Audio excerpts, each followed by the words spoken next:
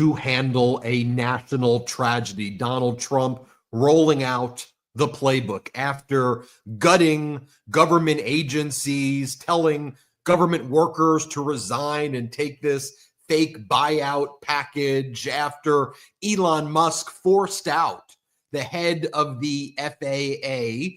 What is Donald Trump now doing? Donald Trump is blaming the horrible tragedy that took place in Washington, D.C., when an airplane that came from Kansas into D.C. crashed into a helicopter, taking the lives of more than 60 Americans. Donald Trump actually in the Oval Office signing an executive order blaming diversity and blaming President Biden for it, even though Donald Trump's gutted federal agencies. We'll talk about that. Meanwhile, Donald Trump's been reposting QAnon accounts, taking credit for the rain in California, saying, release the water, watch the water, over and over again. No, Donald, what I'm watching is you. I'm watching the fact that prices are not going down, they're going up.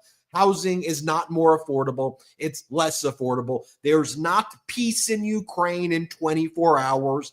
And your threats of tariffing anybody on any given day based on your arbitrary, capricious, and downright dangerous emotions has led to things like coffee reaching records high, and other commodities are getting there as well.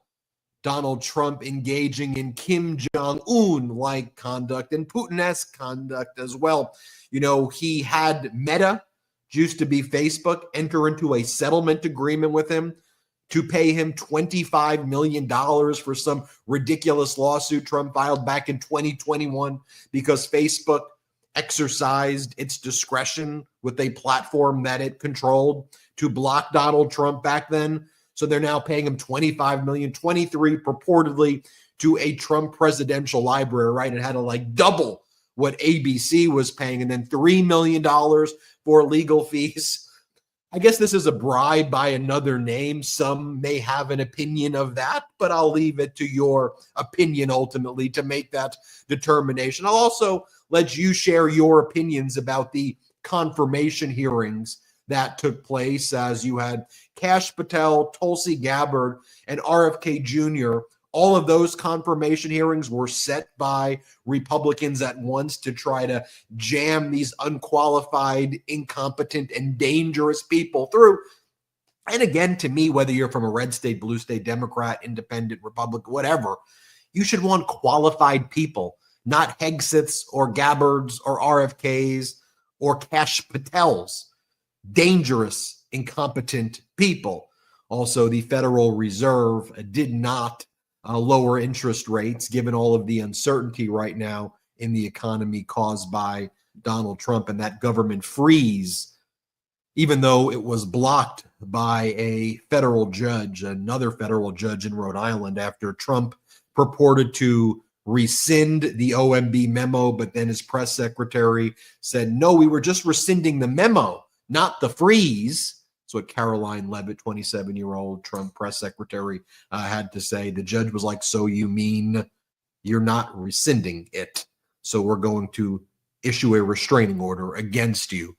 But chaos has ensued across the country.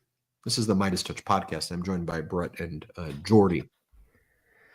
Crazy week. I was going to say, is it how far through this week are we? Okay, it's Thursday at least, but it's been a crazy week, and this week has really highlighted the incompetence of the administration. I mean, the willful, malicious incompetence. We've said on the show numerous times throughout Biden's administration that when crises happen, you want somebody in charge who's able to handle them appropriately, who's able to manage the situations, who's able to look at them clear-eyed and be honest with the American people and make the right decisions about how to actually make these situations situations better. Unfortunately, we have a guy right now in the Oval Office who does the complete opposite of that, who rushes to judgment, who tries to blame the other side. It's the complete opposite of what we always liked about our presidents throughout our history. I mean, I think to Harry Truman, what was Harry Truman's famous line? The buck stops here, the buck stops with me. I think it's the buck stops here. And Donald Trump is the opposite of Truman in that regard, and the opposite of what a leader is supposed to be. I mean, blaming President Obama, what are you talking about? Blaming President Biden, blaming diversity for this horrific tragedy that we watched unfold last night. I mean, my heart is absolutely breaking for this. It is such a horrifying scene. And to see Donald Trump take that and to try to blame Biden and Obama and diversity, it just honestly, it makes me so angry to see. And it makes me so angry that there are Americans who could look at this and support this evil guy. It really, really, really disgusts me. I know we're going to get into it all. We got a lot to discuss. So I'll toss it over to you, Jay. Yeah, I mean, Brett, just building on that real quick, it's just beyond pathetic, right? I feel like we talked about this earlier in the week or maybe last week too, when I'm like, all Trump and these Republicans keep doing, but Biden did this, but DEI. Here's the issue. Donald Trump is president. Biden's not president. Obama sure hell isn't president. DEI, Trump, you're the president. Aren't you you got rid of DEI when you walked in the door. You signed all those executive orders, big guy. And so these excuses just fall on deaf ears when all of a sudden you are the party in charge. You control the House. You control the Senate. You have the presidency. It's gross to say. I hate saying it, but you do.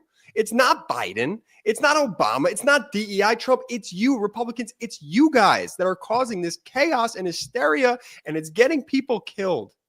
Benji, where do you want to start?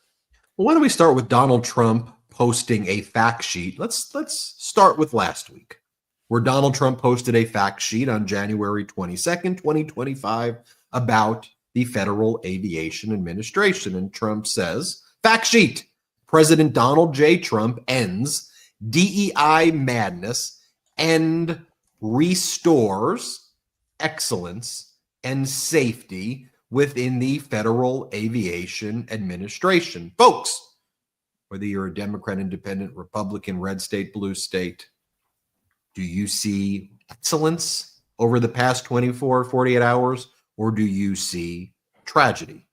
I see tragedy when an airplane, a commercial plane, struck a military Black Hawk helicopter flying over Washington, D.C. What else are we learning? The FAA administrator had to quit on January 20th because Elon Musk forced him out.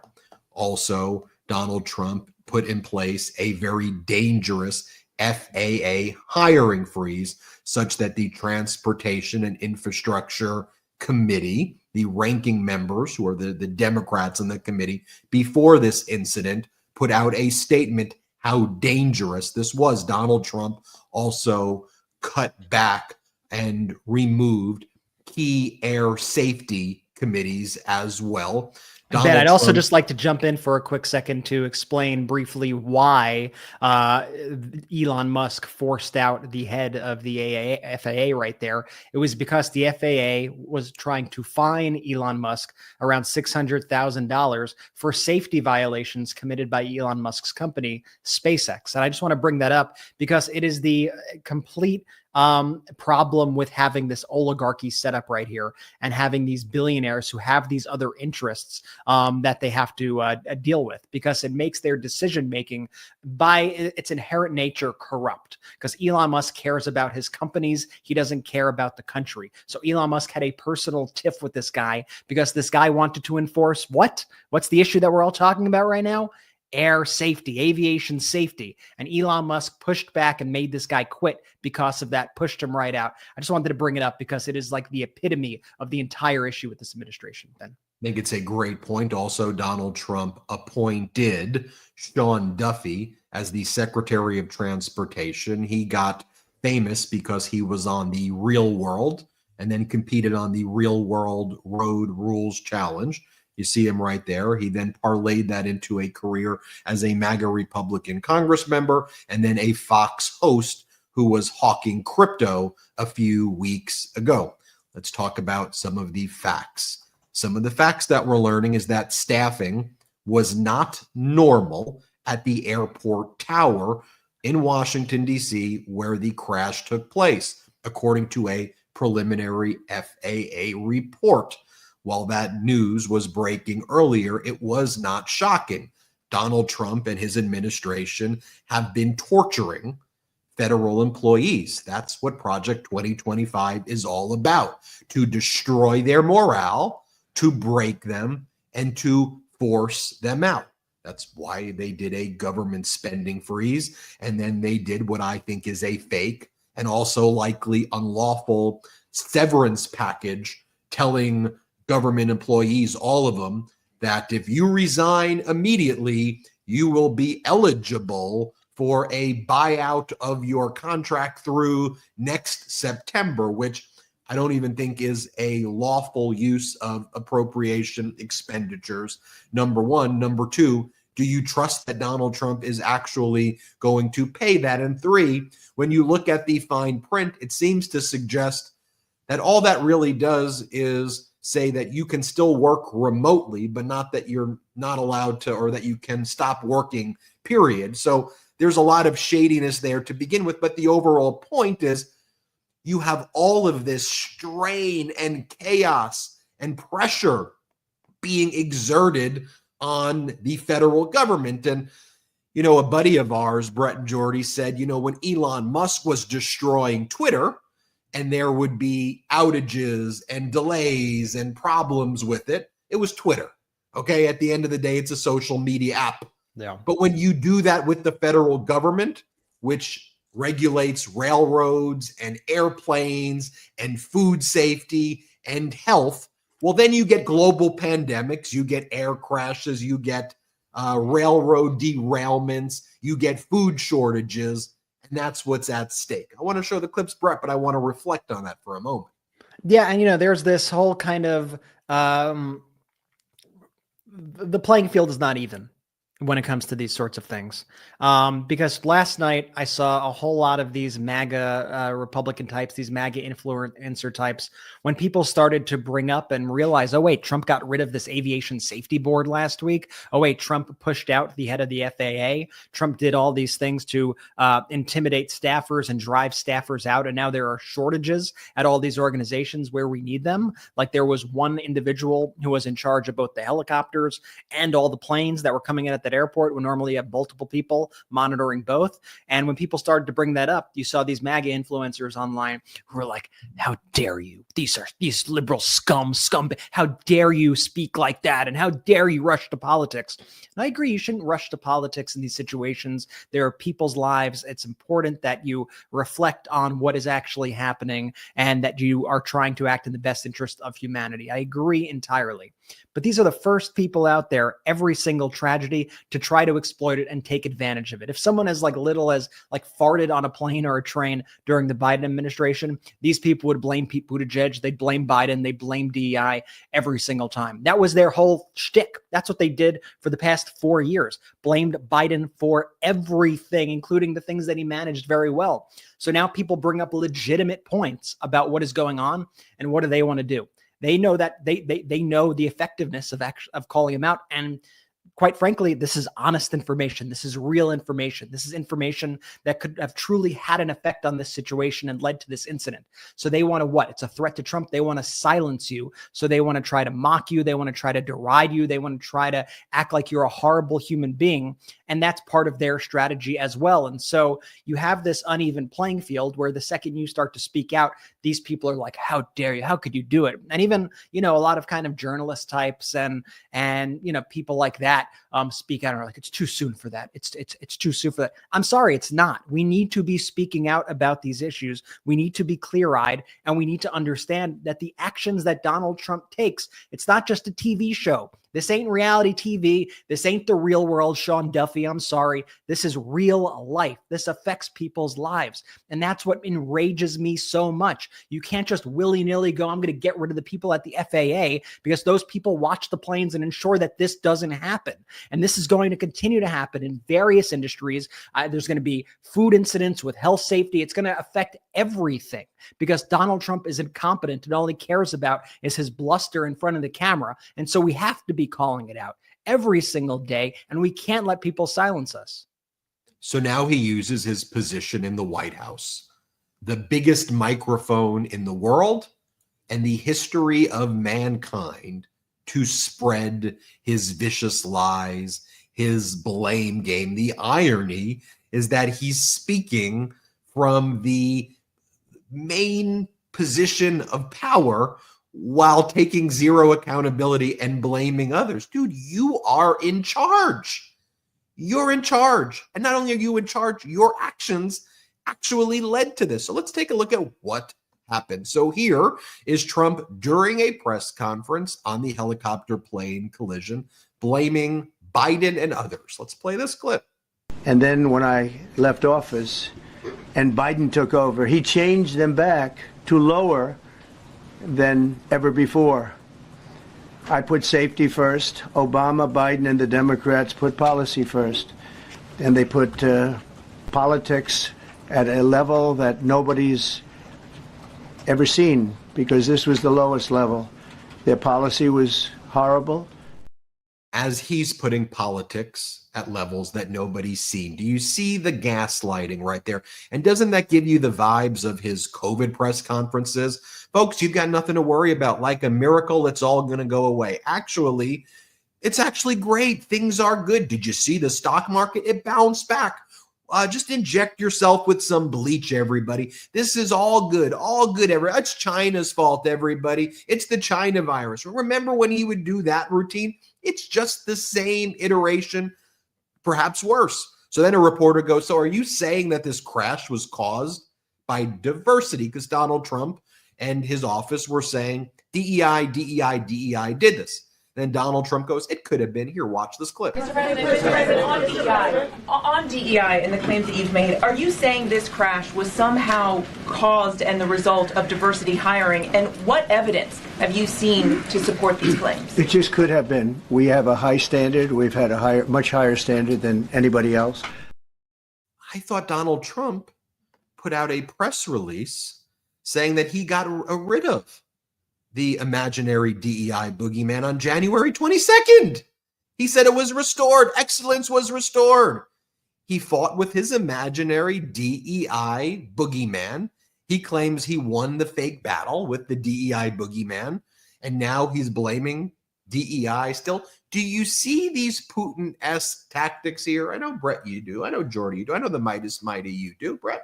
Yeah, I mean, they could not be more out in the open when you see these clips. The irony, of course, of the DEI thing is that Donald Trump's, all of his nominees and candidates, everybody who he surrounds himself with are DEI. They didn't earn it. They are all the worst people that you could possibly see filling these roles. I mean, it's just laughable when you use this DEI excuse. And then you have Pete Hegseth, who has his history of allegations against him for sexual assault and his history of all the photos of him drinking on the job and his reports of alcoholism and reports from his own mother about abuse and all these various things. Never led anything in the military. Never led anything in the military. And you have him like speaking down and trying to remove the stars of respected generals like Mark Milley. It is the complete flip where you now have a Kakistocracy in place in addition to the oligarchy. That is a government that is led by the most incompetent among us. And that is what he tries to act like DEI is and what diversity is. He tries to act like that means you have incompetent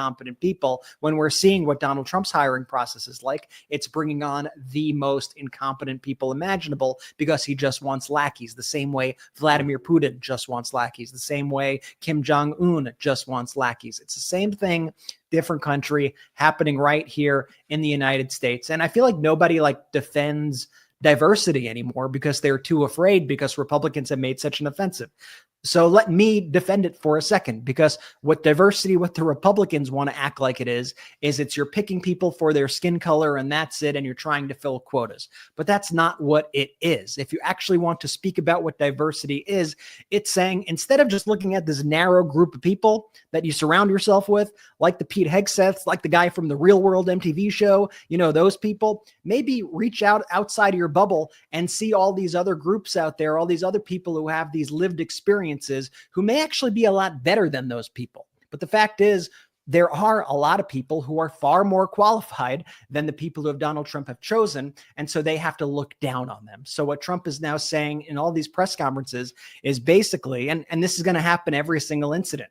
If there's a woman who's flying the helicopter or the plane, that's going to be what they try to make the story. If there's an African-American who flew the plane, who's involved in, that's going to be the story. If there's someone in the LGBT community, that's going to be the story, because they need to deflect blame from what is really happening here, from their own failures.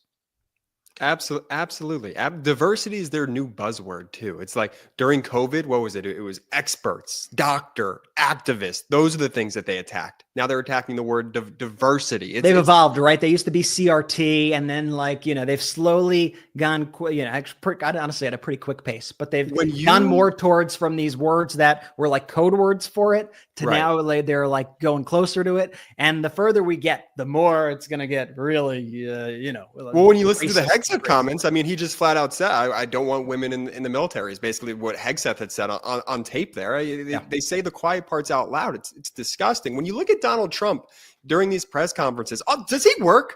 Is he just holding court for corporate media and they just eat it up? They go, yeah, Donnie, give me Donnie. I love Guys it. on TV all day, and they broadcast them all day, like from morning till evening. He's in a press conference, he's in the Oval Office, and I get that reporters like the access, they like being in there with the cameras. But at some point, is somebody going to ask, like, dude, do you do work, or do you go from this to the golf course, and then you let Elon Musk and his crew just cause chaos throughout our government? Corporate media is having the time of their lives right now. They don't want to do anything to get in trouble with Donnie over there. They're having so much fun at the expense of people's lives. Again, it's disgusting. When you see Donald Trump up there talking to these reporters, this isn't a person who wants to lead for all Americans. It's just so obvious. Up there blaming Biden and Obama and DEI. He's been weapon of mass distraction. Exactly that phrase. He's up there just spewing utter nonsense that, again, the corporate media and his MAGA followers just eat it up time and time. He doesn't want to lead for Americans. He wants to lead for the oligarchs while grifting off of the American people. It's like the reverse Robin Hood, right? He wants to give money to his oligarchs at the expense of Americans and American livelihood. It's disgusting.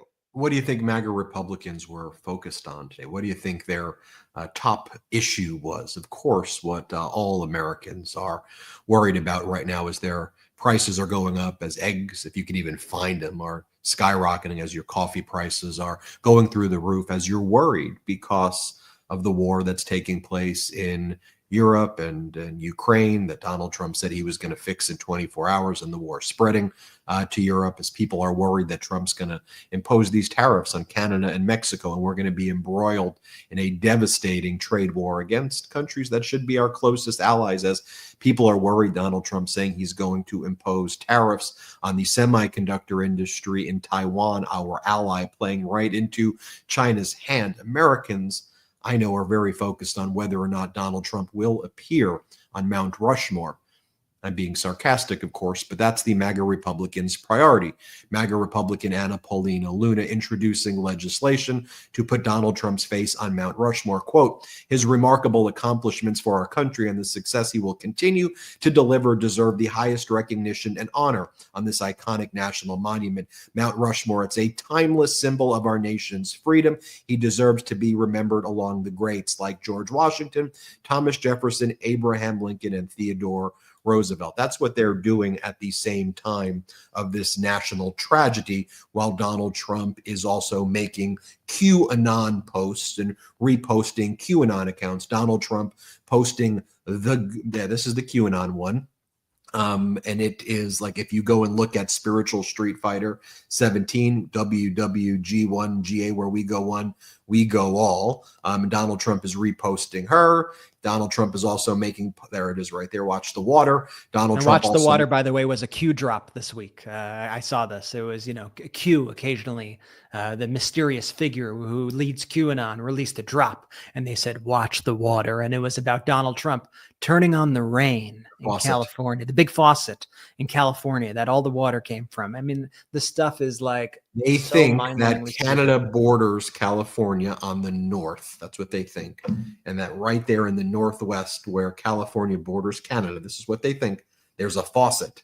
And Trump ordered, this is what Trump's followers, this is what 35% of America, at least 35% of America believes, sent the military and they turned on the faucet, and then there was rain and the water was delivered and the fires were put out by Donald Trump. 60% of Americans have under a 5th grade education, and I guess they're into Donald Trump making posts like the GOAT, the GOAT. They're making posts like this, totally and utterly absurd. This is what they're focused on, and it's important that we point out that this is their behavior and contrast it with what we need to be focused on. You're not going to hear this in corporate media. You're going to hear it here on the MeidasTouch network. We have 0 outside investors, 0 oligarchs, 0 billionaires, no investors at all here. One of the ways you can support us is at MeidasPlus.com, MeidasPlus.com. You can actually subscribe for free to test it out. It eventually becomes a membership, but try it out. Subscribe, though, become a member. It helps us grow. It's one of the main ways we grow. Also, not to mention, been lots of free content there too if you subscribe for free. So you're getting a lot of good stuff, even if you're a free subscriber. You always stay up to date, and that's where you get like ad-free episodes. Like this podcast tomorrow will be up there ad-free. If you're listening to the audio, it's might be up there right now. It's going to be up there today. So much great content. Ron Filipkowski's daily bulletins are the best daily recaps of the news you will ever read.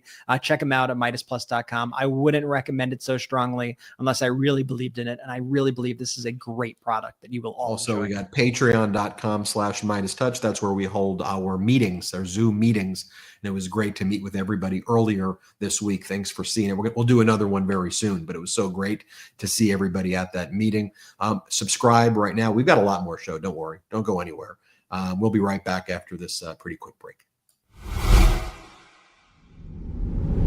I'll admit it, my sleep in 2024 was awful. I'd spend most nights tossing and turning, and waking up felt like a chore. I had no energy, no focus. I was struggling. That's why I'm so excited to talk to you about Beam's Dream Powder, a science-backed, healthy nighttime blend for sleep that's actually clinically shown to improve sleep and have you waking up refreshed. Now, everything changed when I found Dream. It's clinically shown to improve sleep, and let me tell you, it works. I finally started sleeping through the night and waking up refreshed, not groggy. With better sleep, my energy and focus came back. I felt like I could actually tackle my days instead of just getting through them. Other sleep aids can cause next-day grogginess, but Dream contains a powerful all-natural blend of reishi, magnesium, L-theanine, apigenin, and melatonin to help you fall asleep and stay asleep and wake up refreshed. Now, as I look ahead to 2025, I'm determined to keep this momentum going. Dream is part of my nightly routine, and it's made all the difference. If you're like me and struggled with sleep last year, there's no better way to start 2025 than with consistent, restful nights. Dream will help you feel your best every single day. The ultimate sleep refresh for the new year, try Beam's best-selling Dream Powder and get up to 40% off for a limited time when you go to shopbeam.com/Meidas and use code Meidas at checkout. That's shopbeam.com/Meidas and use code Meidas for up to 40% off. Can we geek out for a minute on something? I think it's going to be helpful for you. It's called Fatty 15. Its co-founder, Dr. Stephanie Vin Watson, discovered C15 as the first essential fatty acid to be found in 90 years while working with the U.S. Navy to improve the health and welfare of aging dolphins. It's pretty simple. Essential nutrients keep our cells healthy, which keeps us healthy. So if you want to get sciencey about it, studies show that C15, it works by strengthening our cells, improving our mitochondrial function, and protecting us against damaging free radicals. So if you feel like, how could I stop aging faster, or I'm sleeping poorly, or feeling sluggish, the bottom line is that many of us are deficient in C15, which results in weaker cells, which results in those things. So Fatty 15 is the science-backed award-winning vegan and pure C15 supplement that steps in and helps. It works in multiple ways. It repairs age-related damage to cells. It protects them from future breakdowns.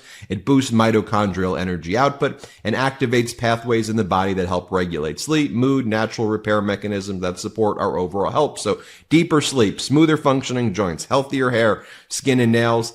That's essential, and the C15 helps here, and Fatty 15 delivers. So it comes in these gorgeous reusable glass bamboo jars and refill capsules that are shipped to your door quarterly in pouches made from recycled materials. I love that. Fatty 15 is on a mission to replenish your C15 levels and restore your long-term health. You can get an additional 15% off their 90-day subscription starter kit by going to fatty15.com/Meidas and using the code Meidas at checkout. That's fatty15.com/Meidas, fatty15.com/Meidas, MEIDAS. Use that code Meidas at checkout, MEIDAS. Let's go. Shout out to our sponsors, man. Links in description of YouTube and audio. Use the links. Use the codes. The codes really help us too when you make sure you get that code in there.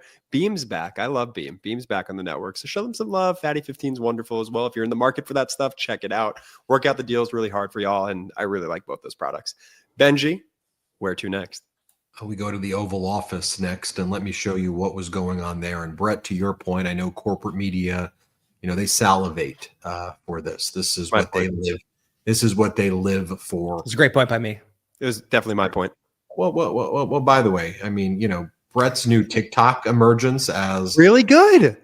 As one of the best TikTokers out By there. the way, we have a lot of TikTokers who are now coming to YouTube to watch the show. So we should say what's up to TikTok. It's great to have you here. If you're here from TikTok, let us know in the comments in the live chat if you're watching live.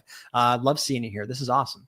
Let's go. So let me show you what went down. So Donald Trump needs to be explained the things that he's signing, which is kind of just a weird thing in general too. They need to tell him what it is. And he's obviously doing it for theatrics, or maybe he needs it actually explained to him, because one of the things that we were learning as well was that the White House was blaming the Office of Management and Budget, which is now also kind of controlled by Elon Musk, as well as Russ Vought, the author of Project 2025, for the government freeze memo, right? They said, and the Atlantic reported it so odd. They were like, the memo that shocked the White House. Okay, the memo that shocked the White House. I mean, Donald Trump's plan was Project 2025. The directive from the Office of Management and Budget that froze most of federal funds on Monday had not gone through the usual approval process. Now, look, the Atlantic is usually, they're usually on the, I think, they usually write better articles than most, but what's the usual approval process? The usual approval process for Donald Trump: let me post QAnon, all caps letters. And I'll say this: it was an informative article. What's the usual approval process? So what does that even mean? It was an informative article that had a lot of good information in it, and I think the biggest issue was the headline. And I want to be clear about that. And sometimes the writer, Ashley Parker, probably didn't write the headline. Oftentimes the people, because oftentimes they're different. The people who write the headlines, but here's like the underlying thing, like with that, and with what Trump does, and what we see every single day. It's that. What was that? I said sorry, Ashley. You wrote a good story. It was informative. She did a good job. There's good. If you wrote the headline, I have some notes, but but I'm sure you're great. But no, honestly, the thing though is there's always like, this has been a thing with Trump going back to like 2015. It's always been like not Trump's fault. It's always someone else. And he often blames somebody else. And oftentimes the media goes, oh yeah, it was this guy, it was that guy, it was that guy. It's never a buck stops here moment to bring this episode full circle to the beginning.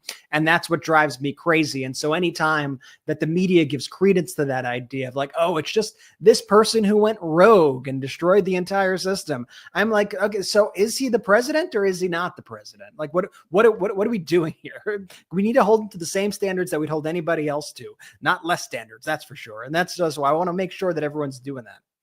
So to them, President Biden was responsible for absolutely every single thing, everything, no matter what it was. Local town issues. Donald Trump responsible for absolutely nothing, literally nothing. He could be in office, but like we're still going to pretend that it's Biden and Obama, and somehow Buttigieg is involved in it as well. And Trump can never be, it's absurd, but that's why, more people are watching this network now than any other cable network, including Fox. I mean, that's just why we crave the facts. I'm intellectually curious to know like what's really happening. And that's why I don't read other corporate media at all. I just go to the source documents and I look at the clips and I watch it and I read the orders and I form my own evaluation of it because I'm just trying to read and grapple with what's before me. So that's why I showed you earlier in this episode about all of the things that, Donald Trump did to the FAA, the federal government forcing out the FAA head, gutting these key safety committees. So what does Trump do? And this is part of his playbook. You go on the offense and then you blame others. And normally that would just mean you go on Fox. Well, now Trump goes on Fox in the Oval Office and then signs an executive order declaring like this is stuff that Kim Jong-un would be like, ooh, I should maybe learn and take some lessons here. Declaring that the plane crash was the result of Biden and DEI, and that's what caused flight dangers. Here, watch it for yourself. Sir, thank you. Second, for your signature, we have a presidential memorandum titled Immediate Assessment of Aviation Safety. In light of the damage done to aviation safety by the Biden administration's DEI and woke policies, what this presidential memorandum orders is for your Secretary of Transportation and FAA administrator, in this case, acting FAA administrator, to basically ensure that we are actively undoing all of that damage, that we are assessing how much damage was done, and that we're ensuring that people hired within the FAA, in keeping with your memorandum of January 21st, are only the most outstanding, capable people for the jobs that they're being hired into. In other words, competence. Yes, sir. Elevating competence over everything. In other words, what you're trying to say here is competence, huh? Corporate media is so stupid that they, the tricks look like they're out of like a 1945 like Disney cartoon where the good guy or the bad guy tries to set the trap for a good guy, and Trump's like, it's such corny crap. Okay. In other words, competence. Sir, we've got an order here. We're going to remove the woke from it that you've already said you've eliminated 2 weeks ago, but now you're blaming it because you were the one who gutted the FAA. So now let's blame Obama and Biden and Buttigieg. So what you're saying is competence. And then the corporate media reports it. Executive order eliminating. It's like, come on, the stupidest stuff in the world. The biggest argument against everything they say is themselves. Like the biggest argument is exactly the way they run these things. And you could go person by person of the people who they're bringing on. I mean, I keep going back to Pete Hegseth because he's like one of the most important people now in the country, controlling our military, controlling our budget. He's responsible for that helicopter being wherever it was that day. And that's his helicopter. And so Pete Hegseth just wants the people to forget that he's in charge of this now. They're going to try to blame other people. And the giveaway is when they go, and we're not going to look at these other factors, but we're just going to look at competence. And then you look at who they view as competent, people like Pete Hegseth, and who they look at as incompetent, people like General Mark Milley, people like Lloyd Austin. Lloyd Austin is like the former Secretary of Defense under President Biden, one of the most decorated military generals of all time. This guy has a military career that is to be revered, unbelievable human being, and they view him as incompetent. Why? Because he's black. That's it. Like the DEI, this all this language that they use, it's all just another way of them to get around saying racial slurs, and that's like the big not so much of a secret, but it's the whole thing. We're seeing this white supremacy in action, and you see it whether it's Elon Musk doing the gestures that he's doing, or the way they're running the White House. They use all these other words, and they use all this other framing to try to play it coy, but it's very obvious what they're doing. Let me show you this. Donald Trump in the Oval Office was asked about those 25% tariffs on Mexico and Canada. Here's what Donald Trump says is going to happen. Let's play it. Subsidies that we're giving to Canada and to Mexico in the form of deficits. And I'll be putting the tariff of 25% on Canada and separately 25% on Mexico. And we will really have to do that because we have very big deficits with those countries. Those tariffs may or may not rise with time. Will the president part of that? No. I should note that Donald Trump is making those threats at the same time that Howard Lutnick, who is his pick to be the head of the Commerce Department, says Canada and Mexico can avoid tariffs before Saturday's deadline, and basically comes up with a way to try to create a fake deal with Donald Trump. And during his testimony, he blamed Canada for killing 100,000 Americans a year with fentanyl and saying Canada is shipping this in. Again, that's just false. There's literally nothing. There's no aspect of that statement that is true. So they basically want Canada to admit that it will stop doing something that it's not doing. And the plan would then be, I guess, to make a fake deal and say Donald Trump made Canada submit and bend a knee and kiss the ring, and then hope our media propaganda reports it the same way they kind of did with Colombia, which was a test run for that, where Donald Trump threatened 25, 50% tariffs. Then Colombia said they're retaliating against it. And then Donald Trump said, we made a deal. And the deal is basically the exact same thing that happened when Biden was in office is now happening still. But he acted like they're agreeing to take people back. But they were taking people back under President Biden. What Colombia said is they didn't want military planes with people from Colombia being shackled like prisoners. And it's like you caused, like there was no problem with the deportation. No problem. You caused the problem, and then you came up with your fake solution, and now you're spiking the football, and the media's like, "Oh, look at how tough he was." Nothing happened. Nothing happened. Nothing happened. And by the way, Canada has been reaching out to its European allies, by and large, other than the premier of Alberta, which she's like MAGA Maple. Canada is ready to impose very harsh retaliatory tariffs against America to try to cause pain. Mexico's wildly popular president, Claudia Sheinbaum, has been rallying not just those in Mexico, but all throughout Latin America, Central America, South America, the Caribbean.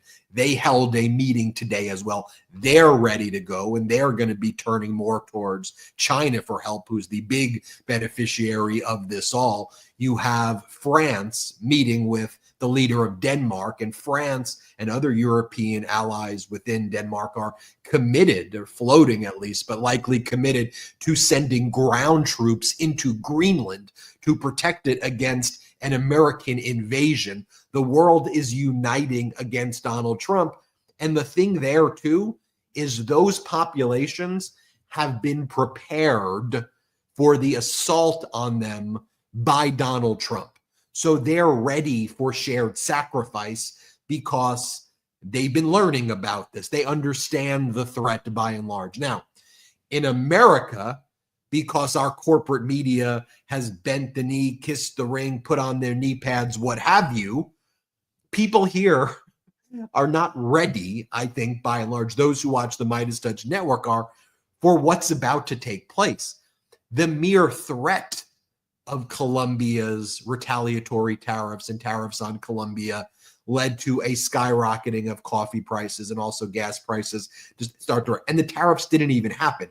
Trump made a fake deal. If these tariffs get imposed and we're in a massive trade war, and then we impose tariffs on Taiwan as well, this is going to have massive economic impacts. And Brett, Jordy, Midas Mighty, what is Donald Trump going to do when that happens? 3 letters, DEI, and 1 name, Biden. Donald Trump, they're all going to roll out there. We're going to have to sign. This is the executive order, sir. And this says that the economic catastrophe that just occurred was caused by Biden. I hereby decree DEI and Biden caused a depression. And at some point, let me be very clear, we the people are not going to take it. And it's happening rapidly. It's happening rapidly. That we the people, at some point when this shit keeps on happening, it's going to be enough. And that's what he wants, though, right? He wants the people to have a reaction to this. And he is what he said he was going to do before. Martial law, and I'm going to declare the Insurrection Act. This is part of the Project 2025. Mm-hmm.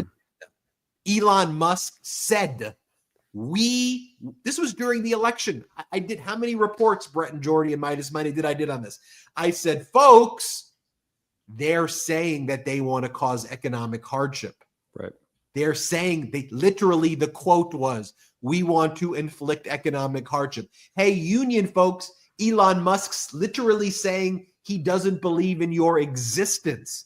He said unions create a lord peasant environment and that they should be abolished, period.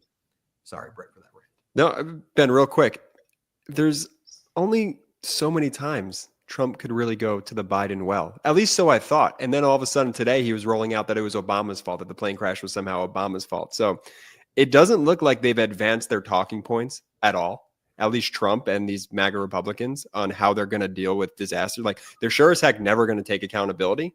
But to your point, Ben, there's only so many times you could really blame Biden and DEI, again, when you are the party in charge, when you have the House, the Senate, and the presidency, before corporate media hopefully one day pushes back on him and says, not going to take it. Because, unfortunately, it's not up. We can't wait for corporate media to do that. That's why we're doing it here, the Meidas Mighty and the pro-democracy community, and it's freaking working.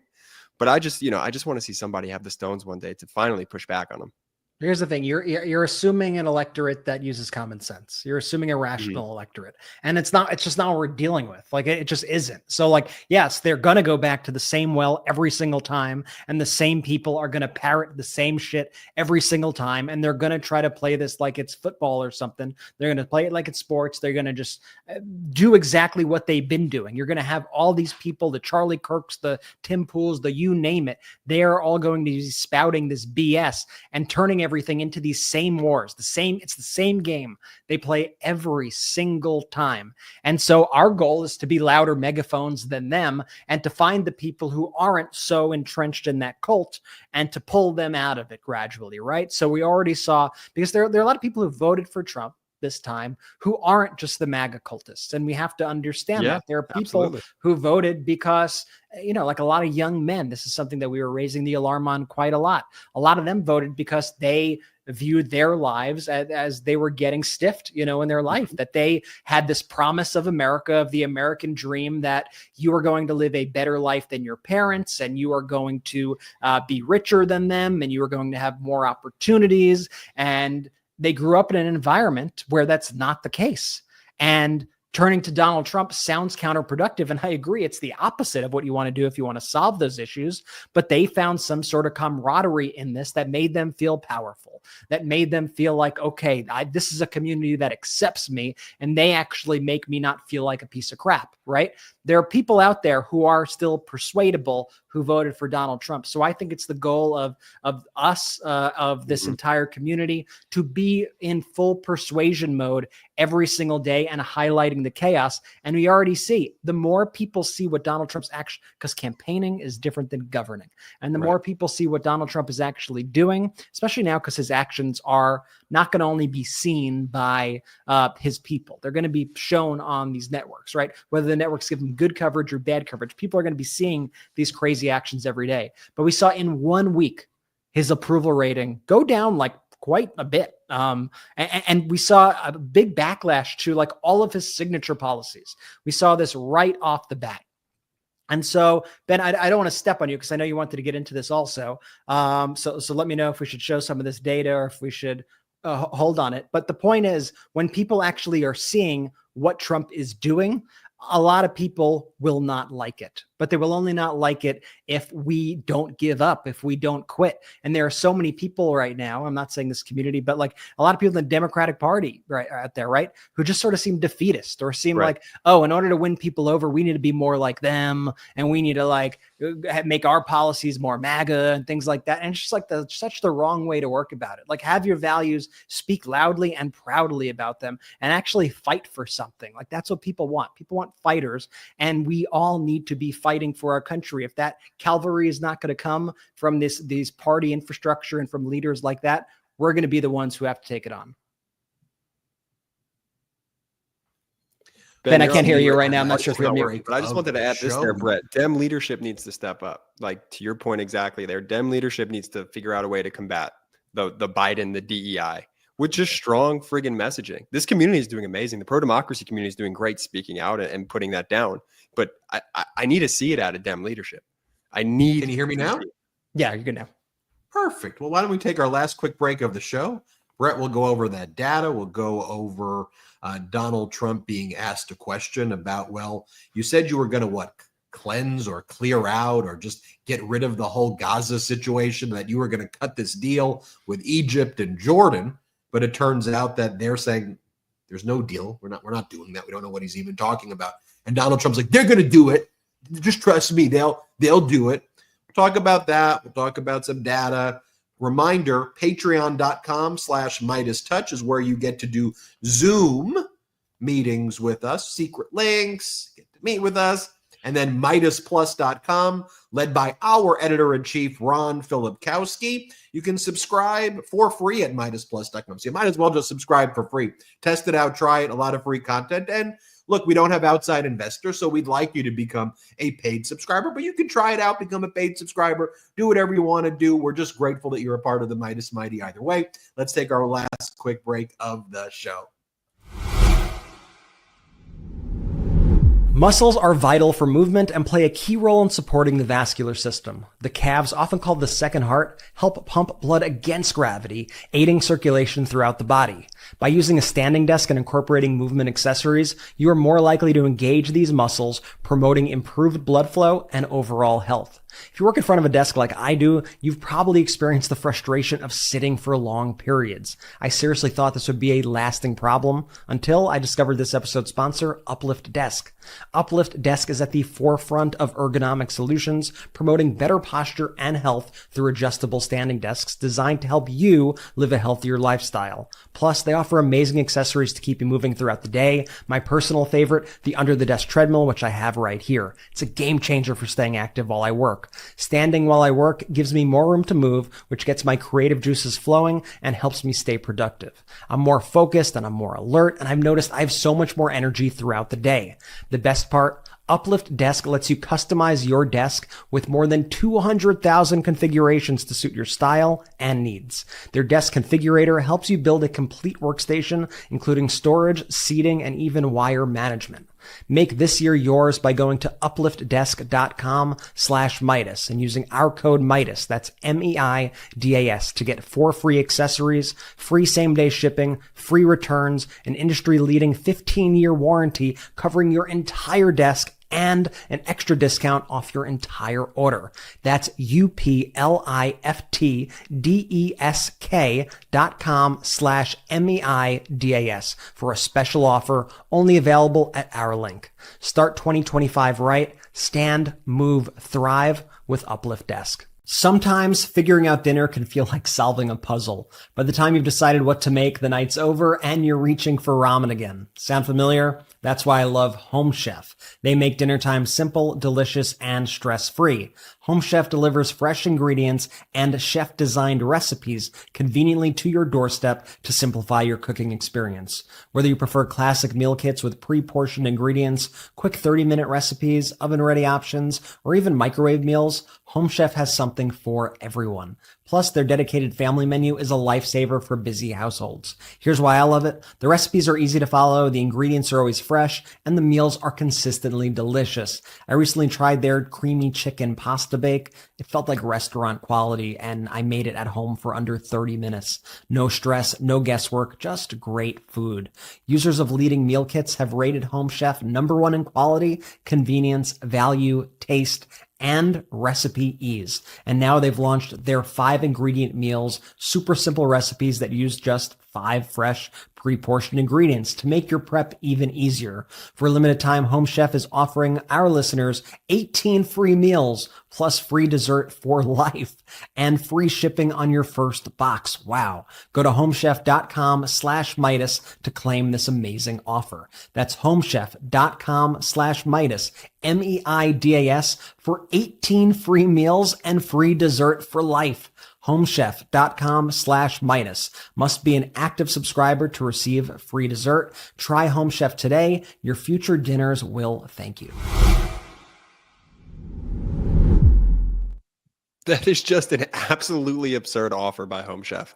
Linked in the description of YouTube and audio. Also, shout out Uplift Desk, man. They're the greatest. If you guys are in the market for an Uplift Desk, check it out. Sometimes I'm genuinely like, how do these companies make money? Please use the code. You know, I'm like, I don't even understand. You're giving away that many meals. You're giving away that many money. How does it work? I don't know. But great deals, Jordy, that you got here for the Meidas Mighty. So Trump's ambassador to the United Nations, Elise Stefanik, was asked at a confirmation hearing whether she espouses a biblical view that Palestinians and Palestine should simply not exist. And she said she agrees with that biblical view. You had Mike Huckabee, Donald Trump's ambassador to Israel, say the same thing, that he has a Christian Zionistic view, as he refers to it as, and a biblical perception that Palestine should not exist. And then Donald Trump also said that he wants to clean it away or get rid of it and just, just get rid of the whole damn thing. And then he said he's got a deal with the King of Jordan and Egypt, where that's where he's going to move all the Palestinians. And then he implied that he was going to build like condominiums. He says it's a great place for building, great waterfront property. And by the way, several years ago, Jared Kushner made very similar remarks. I still remember where there were these Muslim leaders in Dearborn, Michigan, and others who were saying that Donald Trump was going to be just great. He was going to be great for all of the Muslim issues. Well, Donald Trump is now going to be imposing a Muslim ban that's worse than the first one. Perhaps when he banned your entire people, I don't know, that may have been a red flag, the first administration. And we were saying that Donald Trump is it's not the same thing when it comes to Trump and Kamala when it came to issues of Palestine, and Kamala wanting a two-state solution and Donald Trump not. But Donald Trump's being asked about, he says he's got this deal, but the president of Egypt and the king of Jordan say that we know nothing of this deal, the same way Donald Trump made up a lie that he was going to have a peace deal in Ukraine in 24 hours that he now, WMD, weapon of mass distraction, wants us to forget about, as Putin and Russia are literally mocking him on Russian state TV every day. But here's what Trump had to say about Gaza. Let's play it. Egypt's president and the King of Jordan have both said that they won't take in displaced people from Gaza like you suggested. Is there anything you can do to make them do that? I mean, tariffs against those countries, for example? They will do it. They will do it. What makes you say that? They're going to do it. Okay? We do a lot for them, and they're going to do it. Mr. President, you've offered. I mean, it's literally the stupidest loop of timeline that they're going to do it. Okay, they're going to do it. They're going to do it. Now, the question should have ended after he said the Egypt president and the king of Jordan said that they're not going to do it. Did you notice the reporter, though, there, if you were listening carefully, like, are you going to use things like tariffs? Yeah. The question almost implies the fact, it doesn't almost. It is embedded with the fallacy that these tariff threats are having an impact and are going to make Egypt and Jordan change their behavior in a material way. And it's loaded with this idea that tariffs make sense. Tariffs are a tax on American corporations. Like, do you need me to say it again slow? Tariffs are a tax on American corporations that import to try to disincentivize them from bringing in foreign goods. And sometimes it does that. And the tax is then passed on to the American consumer if the American company still imports from the foreign country. The foreign country gets pissed because it's an economic weapon against them. So then they impose retaliatory tariffs. Then a trade war starts. Donald Trump believes that America was its richest in the 1870s, which is just the blatantly most stupidest thing you can possibly say. We were not the most powerful in the 1870s. And so this whole concept that we should be more like 1870 America is quite literally the dumbest thing. But also, just going back to that video, you've got Donald Trump again. This is his latest lie. They're going to do it. Why? Because I say so. Okay, they're going to do it. We do a lot for them. He has no sense of the geopolitical environment. While Russia and China are feasting, they could not be happier right now. For similar end dip, they could not be happier. China's reaching out to all these countries saying, let us help you, let us invest. We'll be the new leaders. WHO, let us help you, let us help you, let us help you. And Russia's like, this totally justifies all of our territorial ambitions to take Ukraine and to take Europe. Putin doesn't believe for a second that he's going to broker any deal that is in total capitulation, and he thinks that Donald Trump will allow that to happen. The only thing Ukraine is banking on, and I've been reading a lot of stuff from Kyiv journalists out of this, is that somehow Donald Trump just gets so frustrated that he looks like a bad negotiator, that maybe he will get frustrated with Putin. That's literally what Ukraine is banking on now. Finally, let me show you this clip, though, where Donald Trump says that they announced at another event that they were going to launch a Guantanamo Bay concentration camp. Let's call it what it is, a concentration camp in Guantanamo Bay as like a point where migrants will be sent, and I guess potentially Americans too, because they're rounding up people who aren't even migrants and people who are here lawfully. Donald Trump says he's asked about it, and he goes, his concentration camp is not going to cost anything. It's not going to cost a lot of money. Here, watch this. Regarding Guantanamo Bay, you want 30,000 new beds there. Is there a possibility that will increase, or is 30,000? It could increase, yes. What would be the maximum? It depends, but countries that won't take back their criminals that they sent into us, they sent them to us. They put them into the caravans, and they came in. As sure as you're standing there, they were sent by those countries. Then they're going to be met very harshly with sanctions, etc. And when are you hoping to have Guantanamo Bay, this new facility, up and running? It'll be up pretty quickly. How much do you think it's going to cost? Not very much. A lot of the structure is already there, as you know. Mr. President, you said that confidence may have played a role. Are you? As you know, I don't know. A lot of the structures there.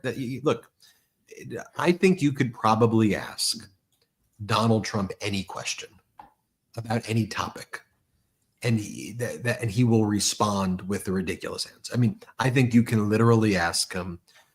There have been reports that Russia has highly trained unicorns that are whatever. What's your view on that? And he would respond, I think, we have unicorns, they have unicorn. I think you can ask him the dumb, anything, and he will respond with some sort of lie that is utilizing the framing of the question.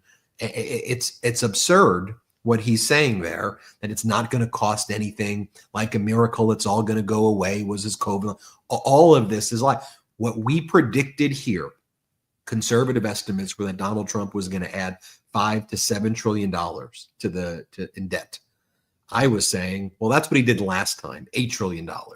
So this time I'm putting a 5x multiple on it. So I was saying between $30 and $50 trillion in debt that he's going to add. Just think about it. One of these flights is like $1 million with 80 people on them, that he uses the jet and he makes the films about it. He is the most reckless with the spending, and wait until they push forward their billionaire tax cuts. That's going to be their main thing that's working its way through right now, Brett. Everything that he's lining up right now with the tariffs, with the spending, with everything he's doing, it's setting it up for honestly just like an economic disaster. That's all designed to funnel money, obviously, to the richest people in the country and the people who operate private prisons and things like that. Like, who do you think is gonna, and I can't believe we even have to like speak about this crazy Guantanamo idea in the realm of reality, but we have to. But who do you think is gonna be going down there to create these massive prisons in Guantanamo Bay? It's gonna be some Trump lackey who runs private prisons, some billionaire who's gonna get all this money. And just to put it in perspective, also, I think Guantanamo Bay at its peak, and Guantanamo Bay is in Cuba. It's like an area of Cuba that we've like taken control of, and we put like a lot of people who are like dangerous war criminals, but a lot of people have also been there because they've been in the kind of wrong place, wrong time. These are people who haven't gotten due process. At its peak, there was like 700 prisoners that got to Guantanamo Bay, 700 at its peak. Currently today, the last time I checked, there was 15 people in Guantanamo Bay. So he wants to go from 15 people. And right now the 15 people who are there are like the most dangerous, people in the world who like did 9/11 and things like that. So he wants to go from 15 people who are prisoners of war. And he wants to now, in a place that shouldn't exist, quite frankly, he wants to now bring in 30,000 migrants and treat them as war criminals basically and bring them into this area designed for up to like 700 people. And there's no way to do this in a way that's not going to be absolutely just dehumanizing. And it's really, Guantanamo has been a stain on our country since it's been open. This takes it to a whole other level. It's just completely abhorrent. And it's just another step in this crazy kind of Trump chaos where he's just showing us that there is no bottom. So here's their way to cover up the government freeze, right? So everybody was pissed. Red state, blue state, Democrat, independent, Republican, government freeze. It probably impacted you or somebody you knew in some material way, the chaos. I mean, I had friends who were saying that, you know, they had procedures and they weren't sure if they were going to be able to have a life-saving procedure taking place. And whether you were talking about any of these government programs, people were impacted. I saw statements from the governor of Louisiana, a far right-wing governor, the governor of West Virginia, a far right-wing governor, saying that they were caught off guard. And, you know, they're like 45-50% of like their budget comes from the federal government, which, by the way, blue states help fund them. You think about Tennessee, you know, for example, all these red states are funded by the blue states with federal funds because they can't really fund themselves by and large. And then they want to rail against the federal government. So what's Trump's current version of they're eating the cats and dogs? What red meat can he throw to his base, knowing that a lot of people who support him have less than a fifth grade education, and that there are about 50% of our country or 60% has under a fifth grade education, and that's the electorate.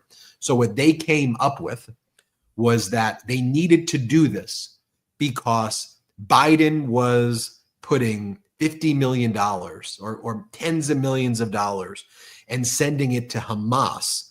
So Hamas can build bombs made with condoms, condom bombs, devastating condom bombs by Hamas, $50 million worth. I kid you not, this is what they went with. And it's so outlandish. It's so out there. Condom bombs, $50 million to Hamas. So even when I heard it at first, you have to think to yourself, okay, maybe they're not condom bombs, but were we sending $50 million of contraceptives to Hamas? Were we doing that? Like you start trying to go down. Okay, there's a lie, but some of it must be true, right? Because people don't lie about everything. No, they lie about everything. Like literally from USAID, of the $60 million of a much bigger budget that was sent internationally regarding contraceptives, because you don't want internationally the spread of AIDS to occur, and HIV, for example, which then finds its way back to here. Pandemics, as we've learned, are global in nature. So the fact that they may start in country Y doesn't mean they end up back in the United States. But none of that went to Gaza. None of that went into the West Bank. None of that went there. So literally, this whole concept of condom bombs, lie. But Trump's supporters feast on this stuff. They love like this hits them. And then they're enraged. And then they're so pissed about condom bombs. Here, play the clip first of Trump talking about condom bombs. So people like, oh, man, what are you talking about? Here, play it. In that process, we identified and stopped $50 million being sent to Gaza to buy condoms for Hamas. 50 million. And you know what's happened to them? They've used them as a method of making bombs. How about that? How about that? It's a lie. How about none of it is true? But that's the thing. Like when MAGA people reach out to me, if you want to even call it that, they send me memes. Like they don't engage in actual discourse. Like they have a meme that they send you for everything.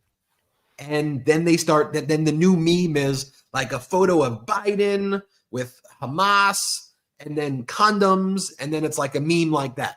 And this like really hits them, I don't know, in their reptilian brain or whatever. And people run with this thing. And it's literally all a lie. And as I said, it's a WMD, weapon of mass distraction. So you can ignore the fact that none of Donald Trump's promises are true. But perhaps when he said he was going to free all the January 6th insurrectionists, By the way, to have the episode come full circle, when Kash Patel was testifying at the confirmation hearing and California Senator Adam Schiff was asking him, hey, Patel, you were bragging that you came up with the J6 choir song with the most dangerous insurrectionists, many of who tried to kill police. Patel goes, I didn't do that. Senator Schiff goes, well, you went on Bannon and you said, we produced this. And you talked about all the things that we did, meaning you. And then Patel goes, yeah, but I said we. And then Senator Schiff goes, so you don't include yourself in we, meaning you and Trump and others? Yeah, I don't know what that was referring to. That's where they're going with this. They created songs with the insurrectionists. They created musicals and choirs about this. But this is the WMD weapon of mass distraction that they're deploying to get you to forget about all of these things, that none of Trump's promises are true. Brett. Yeah, and one of the strategies also, and you know, whether you call it a distraction or not a distraction, one of the moves that he does is just flood the zone with shit. And that's literally a phrase taken from Steve Bannon from Donald Trump's first term. That's a coordinated strategy by them to do so much chaos that it's hard to even keep track of it all. Even in the way that they handled these hearings today, where you had Tulsi and you had Kash Patel and you had RFK today, all going at once, the three most controversial nominees. That's designed to put a lot of shit out there in order to divide your attention and make it so it's hard to focus on any one of them. It's hard to cover them and all of that. So we're going to see a lot of this flooding the zone from Trump. We are going to see more chaos. But I think the one bright spot of this week was that it showed that our voices matter. When it came to this funding freeze and the rescission of the funding freeze and the chaos around it, the judge ultimately ruling against them, the reason for all that chaos and uproar was because people made noise. And so we have to understand that we still need to use our megaphone and make noise at these things and do what we can to ensure that people realize how dangerous Donald Trump's policies are, how dangerous these funding freezes are, because they're going to try to position all these as good ideas, right? The same way they try to position their attacks on diversity as good ideas, the same way they try to frame all these attacks on staffers who deal with our airline safety as, hey, we're just cutting the budget. Don't you want a more efficient government? Sure, I want a more efficient government. I don't want to get rid of the person who controls the air safety for our planes. That's for sure. So I got a plus symbol in my video. So, you know, we just keep an eye on this. Where did that come from? Keep your eye on the ball, everybody, and understand that your voice has power. Got Ben and Jordy not making fun of me, making the thumbs up for the audio listeners. Your voice still has power. Our voices still have power. It's why we need to continue to spread these messages. It's why we need to continue to speak out, and it's why we can't let them get us down and drive us into like this submission and this like, okay, well, it's just so much. I got to tune out because I can't focus on it. Mm-hmm. That's exactly what they want you to do, and that's exactly why we're going to do the exact opposite of that every single day. That's why this community is undefeated, busting their butts every single day, coming out, sharing the videos, talking about it, making noise in the right way. And I just want to say thank you guys. It doesn't go unnoticed. Like none of this reach is possible without y'all here. So thank you from the bottom of my heart. Look, we hit about 23 million views or so every 48 hours. By reference, that's more than the three biggest Fox shows combined, bigger than Hannity, Laura Ingraham, and Jesse Waters all added together. And that's thanks to you, the Meidas Mighty. Our choir needs to sing loud, and we need to be proud about our views and values and principles. And we need to make sure that we continue to fight for the American people, for the American worker, and for our democracy. So if you can, we don't have outside investors. One of the best ways you can help is just subscribe. It's free to subscribe. Turn your notifications on if you subscribe on YouTube. Go look for it. It says notifications on. When you do that, that means when I put out new videos, or Brett or Jordy or any of our hosts put out new videos, you get the alert right away, even though we do them pretty much every 90 minutes. If you haven't figured out the pattern by now, you can keep checking back always throughout the day, as I'm sure you do. You get those notifications. Another way you can help out is at MeidasPlus.com. Our editor-in-chief, Ron Filipkowski, writes the best daily recaps every single day at MeidasPlus.com. And you can subscribe for free and test it out and see if you like it. And then maybe if you like it, you become a subscriber, because without outside investors, it's one of the main ways we grow. And it's a great product, in my opinion. MeidasPlus.com. Check it out. And please subscribe there right now. Finally, Patreon.com/MeidasTouch.